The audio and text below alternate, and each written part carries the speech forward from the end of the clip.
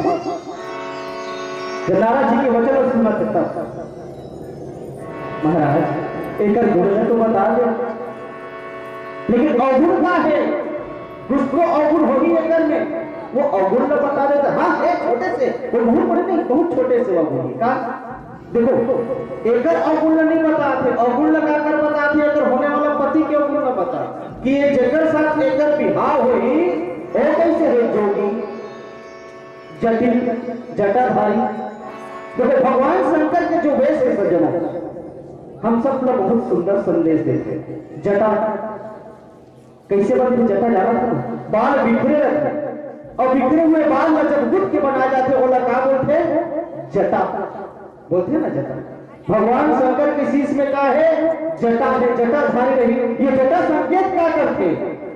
ये संकेत ये हम लोग सज्जनों जैसे हम सबके विचार बिखरे हुए हैं। सोच के देखो यहाँ बैठे हो ना तो काबरू काबरू मन में अलग विचार चलत हो, यहाँ बैठे बैठे सिर पर बात का काबरू विचार हो कहाँ घर कहाँ, काबरू विचार हो और अच्छा मंडली यही का, काबरू विचार हो करके मेरे समापन हो का, अनेक विचार एक लेकर जब कक्षा में पढ़त रहते तो पढ़ती होकर विचार कर रहे थे, ये पढ़ लूं तो ये नौकरी मिल जाएगा, ये पढ़ूं तो ये नौकरी मिल जाएगा, ये पढ़ूं तो ये नौकरी मिल जाएगा। विचार अलग अलग, सब व्यक्ति के अलग अलग विचार, लेकिन यदि वो विचार हम संयमित कर लें, देखो कई व्यक्ति का बोलते, एक व्यक्ति बात याद आता है, एक व्यक्ति इश्तेहार निकालता कि मोला एक नौकरी वाला चाहिए, बहुत के बेरोजगार बेचारा भैया मोला नौकरी बुला लेते, बिल्कुल ठीक, खाली पीरियड, हाँ बिल्कुल, कच्चा तनख्वाह देवे 3000 का, अच्छा 3000 दे, बोले ते क्या करता, बोले महू नौकरी करता, अच्छा कहू नौकरी करता, तोला कच्चा तनख्वाह मिलते, मोला 2000 मिलते, अरे भैया तोला तो 2000 तनख्वाह मिलते तो मोला 3000 कैसे देवे, तो एक विचार करे बट तुम्हें तो रखे हो ना, बस तो विचार बस करत रह, मोले भी विचार नहीं कर सकते, बस विचार फैले हुए, वो विचार संयमित करना है। भगवान भोलेनाथ की जो जटा हम लोग बता सज्जनों का कि जो विचार बदले हुए हैं बोला संयमित कर लो, एक में बांध के रख लो, निश्चित ही सफलता हाथ लगी, जटाधारी लगी। जो जटिल और अकाम मन, अगर मन में कोई काम नहीं है, काम के प्रति वो हमेशा दूर है, अरे वो तो काम देव के नाश करने वाला है, अकाम कामारी है। नगर अमंगल वेश, भगवान भोलेनाथ के वेश में देखेंगे नगर अमंगल, जिन्हें देखने से एक प्रतीत होने के लिए अब शुभ होने वाला नहीं है। नहीं तो सोच के देखो, कई बार हम जब घर से बाहर निकलते हैं तो क्या सोच के लिए निकलते हैं, फलाना चेहरा मत दिखती, कैसे नहीं बोलते, बोल देखते तो शुभ नहीं हो।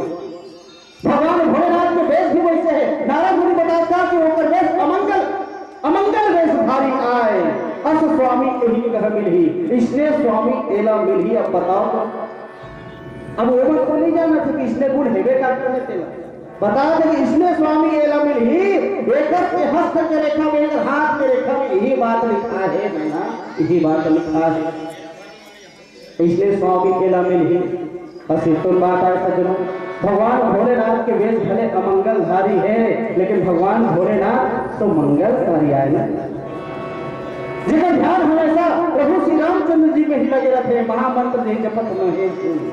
संकट जपत रहते, कौन, भगवान भोलेनाथ। एक तो काम भलो होकर कुछ नहीं बिगाड़ सके, जिसका ध्यान हमेशा कहीं प्रभु के चरण कमल में लगा रहा है सज्जनों, काम होकर कभी कुछ नहीं बिगाड़ सके। और भगवान भोलेनाथ रात दिन वही तो काम करते ना, महामंत्र नहीं जपत नहीं सज्जनों, प्रभु श्री रामचंद्र जी के नाम महामंत्र आए, और ये महामंत्र ग्रहण कौन करे है, भगवान भोलेनाथ। भगवान भोलेनाथ के महामंत्र ग्रहण करे, और वही नारद जी बताते, दोष बताते और गुण बताते कि हे हिमाचल जी, हे रानी मैना, तो पुत्री में तो अनेक गुण है, शैल सुरक्षा सुता तुम्हारी, अनेक गुण है, लेकिन हाँ एक बात है क्या, और गुण लोग पूछो ना तो बता दोगे, सिर्फ वेश बता सकते हो कि अगर पति मिल ही कैसे, जो भी जटिल अकाम मन लगन अमंगल वेश, अस स्वामी कह मिलही परिहस्त असिरे, इसलिए स्वामी एला मिलही। तिलावत्तिक संकेत मिल चुके हैं, 5 मिनट शेष है, और भगवान भोलेनाथ जी के एक प्यारा सा भजन, फिर आप मन से सादर विदाई। बोले श्याम रामचंद्र की जय। प्रेम से बोलिए शंकर भगवान की जय। भोले भंडारी मोर भोले भंडारी हो,